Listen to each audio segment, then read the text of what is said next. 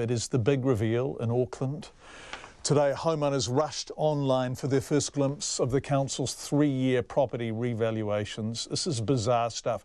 120,000 people made, wait for this, a total of 10 million property searches in the first day of access to data to individual homes. The scene had been set last week when Auckland Council said the average house had risen in value by 46% to nearly $1.1 million since the last valuation occurred. One news organisation asked, how much did you gain? Remember, this is a council valuation, not a cheque. But as our Auckland correspondent Todd Niall reports, there's nothing quite like seeing the numbers for your own property. Oh, okay, 1.475. Yeah, that's nice. Polly Williams is talking millions here. That's quite a big increase from last time. I think we were just over $1 million last time. Polly's 2-bedroom villa in Mount Eden is worth 40% more than 3 years ago, according to the Auckland Council anyway. And that's a below-par rise in a city where the average house value is now officially almost $1.1 million. The good news is that a below-average rise in value means her rates next year might rise less than the average or even fall. Well, that would be a first if our rates went down. And to be honest, I wouldn't really want them to go down because I think that there's so much infrastructure that needs to be built in Auckland. And I would hate to think that there are people in other parts of Auckland who, might struggle to pay their rates if they increase a lot. The big factor in the valuation increases is the rising price of land, not the bricks and mortar. In Kumiu, for example, on the northwestern fringe, one house on a 1,000 square metre section rose in value by 30%.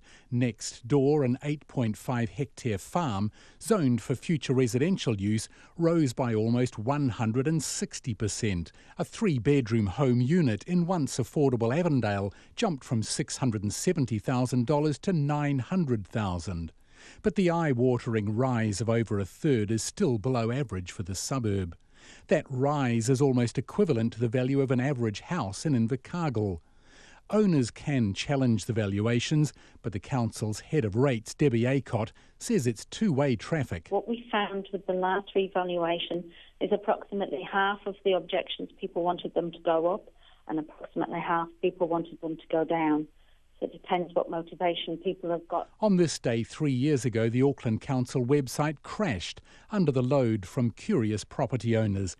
Debbie Aycott says an upgrade this time has coped with 120,000 people who aren't just checking their own property. They're checking a number of properties, seemingly an average of about 10 each. So you tend to want to look at your neighbours as well. Or a real estate agent might be checking their properties they've got on file. Polly Williams is not getting carried away, nor does she need to hear the repeated warnings to Aucklanders not to go on a spending binge on the basis of rising values. We don't really think about the housing market a lot because, as I said, your house isn't worth anything until you sell it.